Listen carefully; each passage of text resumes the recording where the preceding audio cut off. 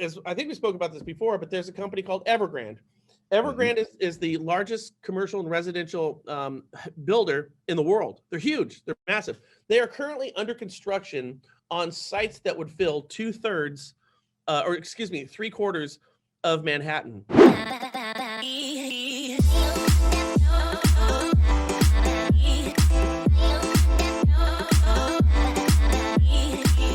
LabCoatAgents, Shawn Kerley here with my friend Brian Stevens with the National Real Estate Post. Brian, how was your Halloween, sir? It was decidedly uneventful, which is perfect, which was absolutely perfect. How about you?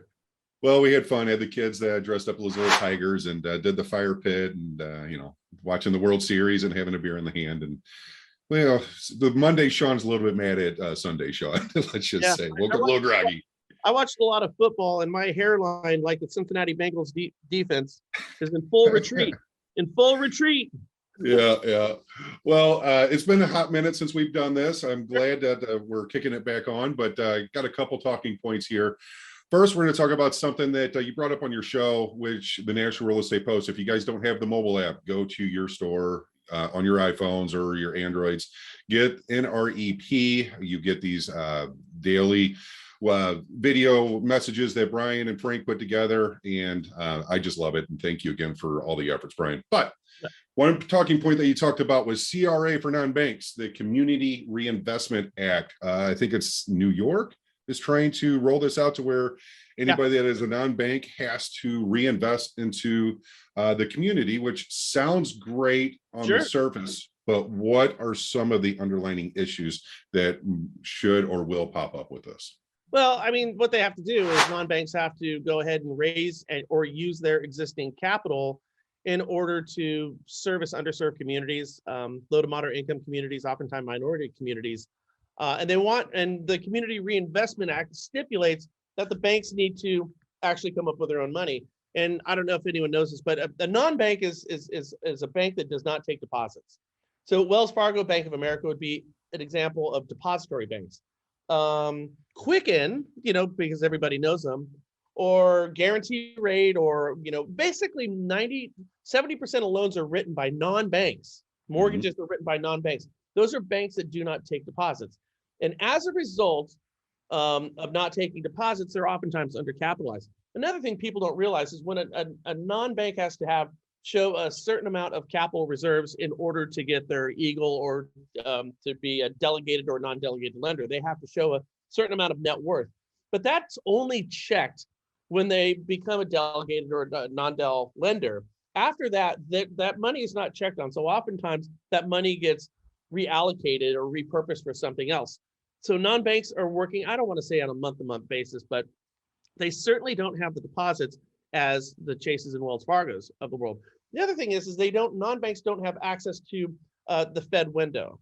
So a bank like, let's say, Wells Fargo or Chase, somebody moves a ton of money and they don't meet their capital reserve requirements for what they have. It's called the Basel Accord, Basel III. If they don't have their Basel III reserves, they can go ahead and temporarily borrow money from the Federal Reserve to ensure that they have enough money to cover whatever it is for that given event. And then that money goes right back to the Fed. And we're not talking about hundreds or millions of dollars. We're talking about billions and billions of dollars here. So that's kind of a release valve for the larger banks out there, is having access to Fed funds. Non-banks don't have access to Fed funds. So that further puts them behind the 8 ball when it comes to working with the Community Reinvestment Act. In short, they're not designed for what is demanded from the CRA, okay? And as we've seen so many times, there's just tons and tons of unintended consequences. The concern that we have here is that we are not, it's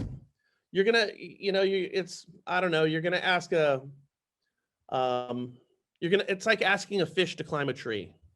And then when the fish can't, and then when the fish can't climb the tree, you're going to say that's a defective fish. Well, no, fish don't climb trees. Yeah. And so when non-banks fail in what's being demanded of them from the state of New York, they're going to say, well, that fish isn't climbing the tree as we asked it to, therefore we're going to fine it. So this looks like something that is just going to be punitive in nature. and is going to be harmful, and just give another black eye to the mortgage industry, because there's a lot of political clout, especially in an election year. There's a lot of political clout in bashing banks out there, isn't there? And bashing non-banks out there. So this is going to allow politicians in New York, as they have done forever, to get on their bully pulpit and complain about mortgage lenders. There's a reason, by the way, just side note here, there's a reason why almost all non-banks, they're in every state in the country, including California, but not New York, because New York is a total pain in the butt. They've created so many unintended consequences that they've made it a veritable impossibility for lenders to lend out there. Now, just to finish here, yes, I do think these banks, a lot of them who've had IPOs in 2020 and 2021, we've made a lot of billionaires out there in the non-banking industry through some of these IPOs. Yes, they do need to go out there, and they do need to better serve underserved communities. Yes, we should put stipulations, requirements, regulations, and policies in place to ensure that we have equal access to funds, but we need to do it in a way where both the consumer and the lender are going to have an opportunity to succeed. Because as it stands right now, this will not only be a failure for non-bank mortgage lenders who write 70% of the loans, but it will also be a failure for those in need of the money, because we're putting together bad policies. Yeah, I know at our company, whenever we brought up New York, they always said, no, we will never go into New York. And just some of the stupid rules that they have. I don't know, I think I heard one where, correct me if I'm wrong, but if I was a buyer in New York and I have a closing date scheduled for today, I could say, right, push it back 30 days. Why? Well, because by the way, that's the buyer or the seller. Anybody can. Just, it's like, there's a contract, there's dates that you're supposed to adhere to, but I'm getting my hair done. Let's go ahead and push it back a week. Do the math on that. You don't have closing dates in New York. You don't. And you don't have to give a reason. Either the buyer or the seller can go ahead and push that escrow for 30 days for whatever reason. And you hit it on the head. I want to get my hair done today. But you know what? I didn't get my paperwork done in time. Think of locks that you're blowing through. Oh my God. Think of the chain of transactions that could be falling apart as a result of one person who has no consequences for being irresponsible. Could devastate a multitude of a multitude of other consumers out there. So is that policy, okay, it was put in place to protect consumers. Maybe it's protecting that irresponsible person who doesn't have their crap together, but think of how harmful it is to everybody else in that chain of transactions that are no longer going to go through. It's crazy. Yeah, dominoes are stressful enough. If you're selling one and they're using the funds to buy another, and it just keeps going. That's impossible in New York for sure. Oh, totally. All right, well, we're done with that one. Let's talk about one of our favorite things that everybody's talking about is inflation. Milk's costing more, gas is costing more, everything is costing more, and there's all kinds of different reasonings with supply chain and others. But Janet Yellen comes out and basically says, get used to it. It's going to be around for a little bit. Yeah, she's saying it's going to be around for the next 18 months. It's really hard to say when it's going to stop. The problem with a lot of the stuff that we're seeing with inflation right now is it almost seems like it's by design right now, doesn't it? Mm-hmm. It almost seems like this is intentional, and it absolutely could have been avoidable. I don't really want to get into politics on this. And the truth of the matter is, I'm kind of the opinion that it doesn't matter what side you're on. They're all crooks. So I'm just going to put, they're all crooks. But there are, once again, unintended consequences for the decisions that we make. So, we have new policies right now where we shut down oil and coal production in half of the oil and coal producing states in our union, where we were oil independent here just a couple of years ago. Now we are actually begging foreign imports to increase production of oil so we can import it here. That makes it, we still got the oil. So we have done nothing to reduce carbon emissions, but it makes us feel better because we're not doing it in our country. The unintended consequence of that is that it's going to cost us more because we have to bring it in. The other unintended consequence is we're putting people out of work, isn't it? We're putting people out of work. Yeah. Now our dock workers who don't want to get their COVID shots aren't bringing the stuff in. That's why you have 1,000 boats off the coast of Los Angeles right now. There's unintended consequences for that because of the shots over there. I just saw that 6 cities just took their police force down by 20 to 30% because of COVID shots. And as we sit here today, right before I came in, I'm watching the news and they're going, American Airlines is canceled 1,800 flights. They've already canceled 400 today because of weather and staffing issues. And staffing. Yes. Weather and staffing issues. So Yeah. when you have fewer people in the workforce, they can demand more money. When we have to import more stuff, they can demand more money. When that stuff doesn't get here and we have less stuff, you can demand more money for it. All of this creates inflation. Inflation is spending more money for goods that you could buy cheaper yesterday. That's all it is. And we're seeing it across the board. And when Yellen says it's going to be here for the next 18 months, it certainly will be, unless we start to change some of our policies.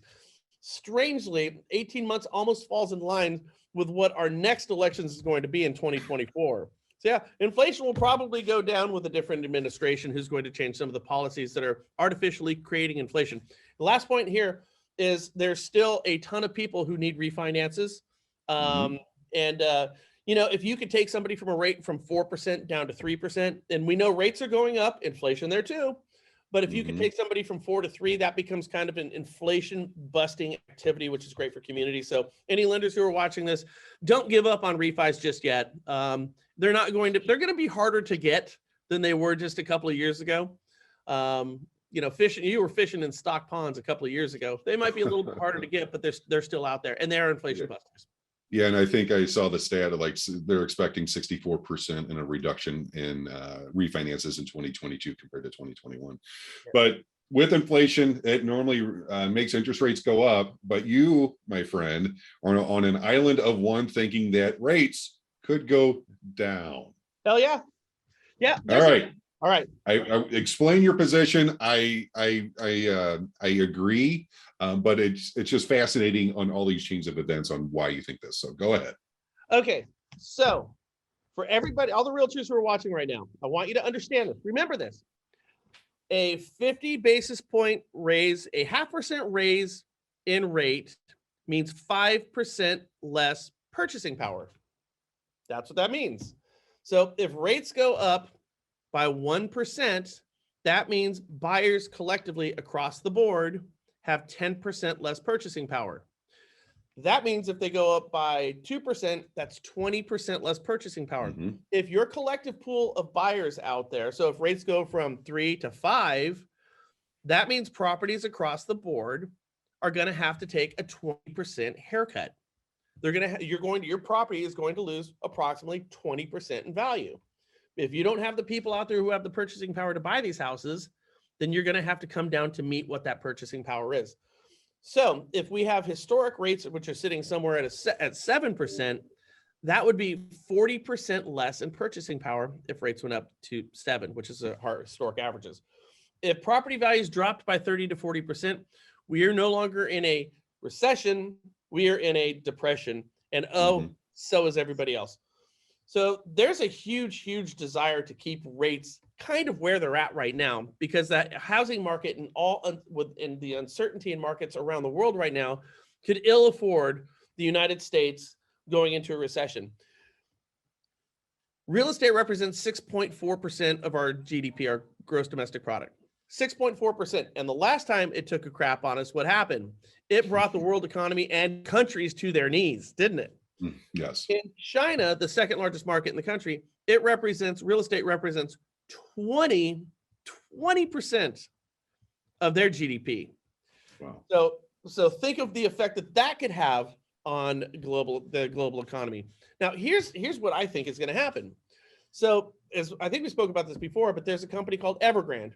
Evergrande is the largest commercial and residential builder in the world. They're huge. They're massive. They are currently under construction on sites that would fill 3/4 of Manhattan. Imagine taking 3/4 of Manhattan and building it from the ground today. And then halfway through it going, oops, I ran out of money. And that's what they did. They ran out of money. They have 77,000 international investors.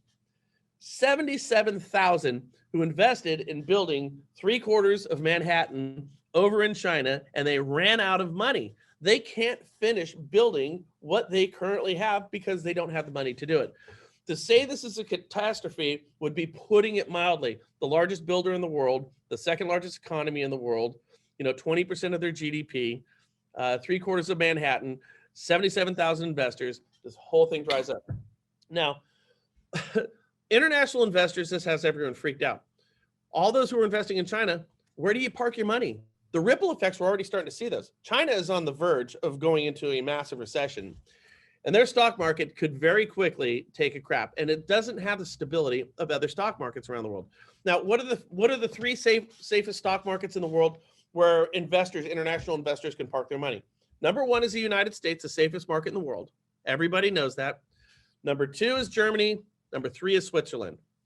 Germany and Switzerland both have negative rates right now. So if you park your money in Germany or Switzerland, you're going to have to pay them to hold your money. The United States is the only one that is still paying a return, and there's no reason we need to do this. In fact, Donald Trump was talking about pushing our return into a negative as well to follow all the other first world countries who garner international investors. If we take our returns and we put those into the negatives, and if those investors come to the safest market because they don't trust China anymore because they're on the verge of a recession, there's going to be a massive influx of money into U.S. markets. And a lot of that money is going to be parked in bonds and treasuries. And if that money gets parked in bonds and treasuries, we're going to see the 30-year fixed rate mortgage possibly go down into the ones. And I don't see anything stopping this either, by the way. I don't see anything stopping this. We're looking at how our economy is rebounding and how we have to fight inflation. Sure, that's a part of it, that we could see an influx of trillions and trillions of dollars. When you put that together with the fact that we can ill afford rates going up, because that could have a really bad effect on not only our economy but internationally. I think that there's a lot of reasons why rates are going to stay low. Last point here, just real quickly, and I know that I'm kind of droning on here, but the other part is some of the uncertainties that nobody's taken into consideration. And I brought this up before. I'm like, hang tight. I just read an article that said there's 26 different variants of this whole COVID thing. A lot of them are more aggressive, and they like the antibiotics and the vaccines that we're using right now, it doesn't work. And if they don't work, what's to stop us from locking everybody down again? And if that happens, rates are going to drop once again. So there's a lot of reasons why we could see rates going back down rather than going up. And the only reason I bring this up is because every economist and every rate prognosticator in the country right now is talking about rates, being somewhere in the high 3s to low 4s by year end. And I'm thinking, well, don't hold your breath on that one. I think we could see them going down. Yeah, the only thing I would logically think is if all of this extra money comes in from other investment, does the Treasury turn off the spigot that with quantitative easing? Do they stop buying them at this at this pace that they're doing? Well, yeah. So right now the Fed is buying $40 billion a month in mortgage-backed securities. They dropped that down 1/16. Now they're buying 35 billion instead of 40 billion. And what that is not clear directive. And the Fed's always going to play this conservatively. That is the Fed telling all of us, we are going to dip our toes into this and see what type of reaction we're going to get. Because again, they can ill afford seeing rates kind of spike up. If we go up by a percent, again, a full percent, we're looking at 10% less buying power from your average buyers out there. We're not going to see inventory coming back anytime soon. So the only thing that is going to keep stimulating the United States housing market is going to be where rates are at. Yeah. And rates going up is going to have a rough effect. And if we get locked back down again, I mean, boy, that would be a double whammy, wouldn't it? Yeah. It of course, it's always a fun business to be in. Sure, it's exciting.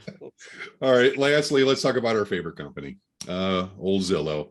They just shut everything down as far as the purchasing side of their business. They were going out and gobbling up properties at record paces, but they just hit the pause button, or actually hit the power button. So what are your thoughts and why? Well, there's a couple ways you can look at this. The first one is that I've always said this, Zillow is a better marketing company than they are. I think they're a marketing company. They think that they're a real estate company. But they've always been a marketing company. And then Richard Barton comes on, they get rid of Spencer Raskoff, and they decide that they're going to pivot, get rid of everything that they were doing that was making them billions before, and turn themselves into a real estate company, a fintech company, an iBuying company. But they really didn't have a history in that. They had a history in technology, and they had a history in marketing. I said Zillow ought to go out there and go hit the car industry. They pay for leads like nobody's business. And unlike the real estate industry, if you give a car salesperson a lead, they'll actually call that lead. I mean, It's true.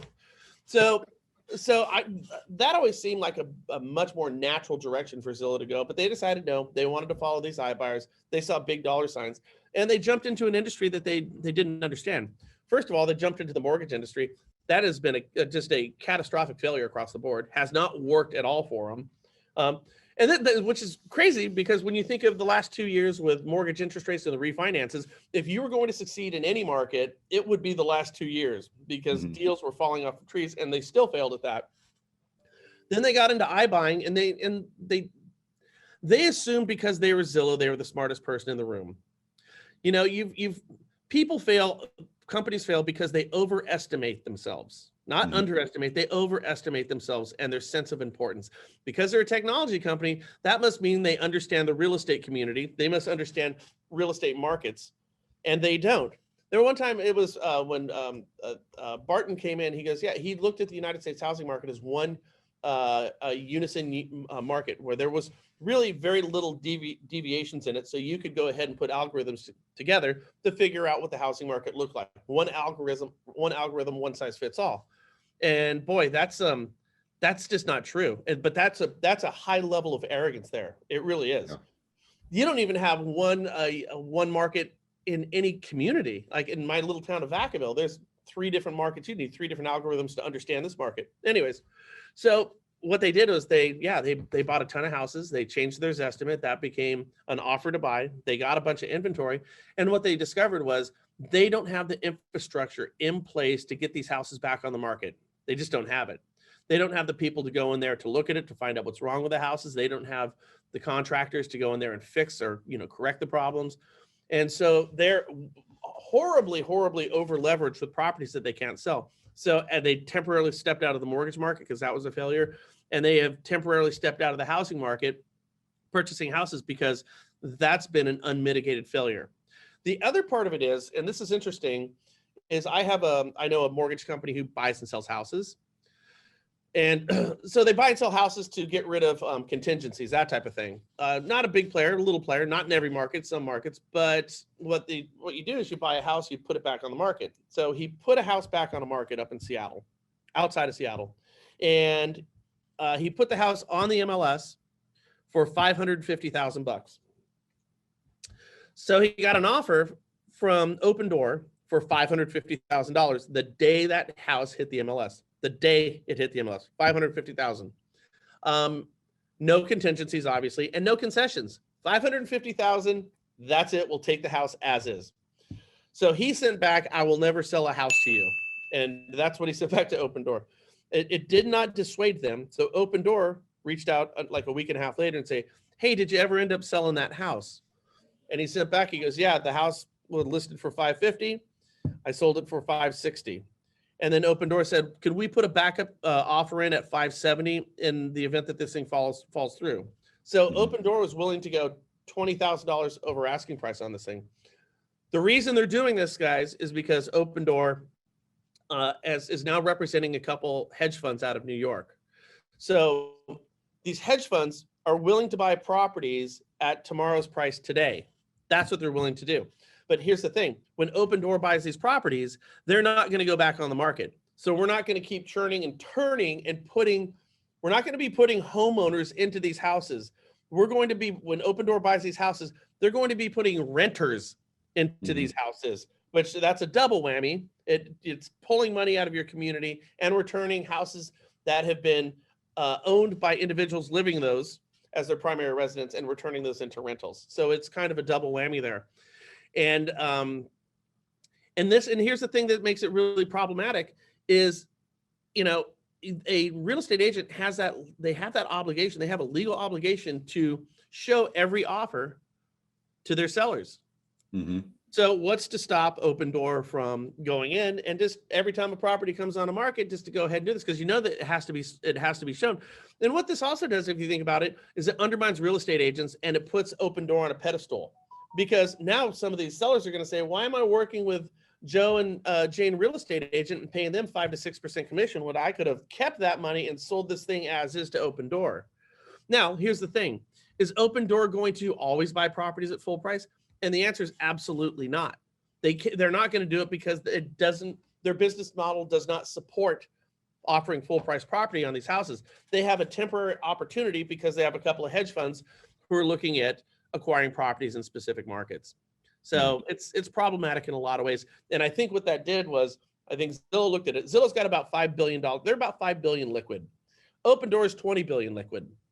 So I think what happened is I think Zillow kind of looked at they were up against. Open Door, who's a company who understands who they are and what they're doing.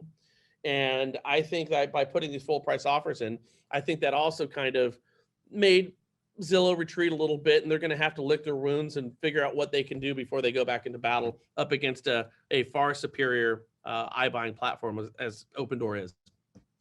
Yeah, and I always find it interesting whenever companies just want to jump in, especially into the mortgage space, and think it's kind of easy and it's the most overregulated. Sometimes I wonder why we do it, but we enjoy it. And yeah, I did not know that Zillow kind of shut down their Zillow mortgage operation or paused that as well. They have very drastically reduced their footprint. Remember when when they came out, yes, they were pushing it hardcore, and then they started getting deals. And here's what they were doing: they were going out and think about this. It just takes just a couple of seconds to really critically look at this. So when they started getting more offers, because they have a lot of visitors, because they're a great marketing platform, when they started getting people wanting mortgages and they didn't have the loan officers to write these mortgages, they started sending out to loan officers, many of which were already on Zillow's platform with real estate agents, and saying, hey, do you want a job working at Zillow? We'll pay you a salary. Well, any decent loan officer is not going to quit their job making commissions and start their job working for a much less salary, becoming a ticket taker.